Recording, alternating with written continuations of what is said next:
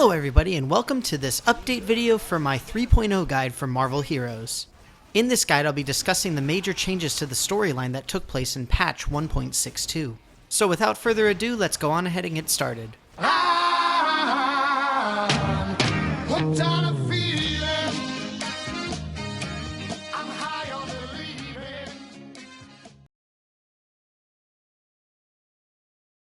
There were two main goals for the story revamp: streamlining leveling and consolidating rewards. Both of these, at least in part, were done by eliminating the difficulty mechanic. Now, instead of being on normal, heroic, or super heroic, every player in the game will be on the same quote-unquote difficulty. This means that, amongst other things, grouping is much easier. Leveling was streamlined by adding a significant amount of experience to every single story quest. In addition, more quests were added to each chapter, and the names of all the quests available in a specific chapter are viewable in the quest log. At the very least, this can be helpful if you're asking your friends or looking on the forums for where to go for a particular mission.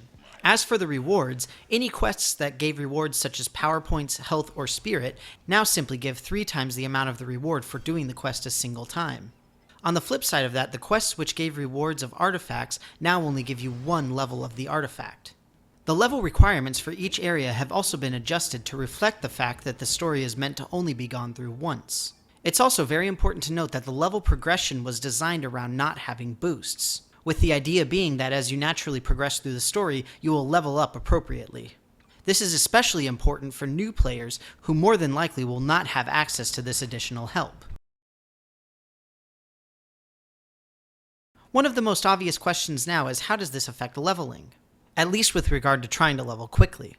With the story mode now granting a significantly higher amount of experience, it means that legendary quests may not necessarily be the fastest way to level.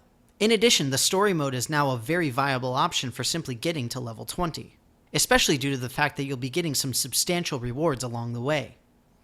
All in all, I would still stick to the recommendations from my major guide video.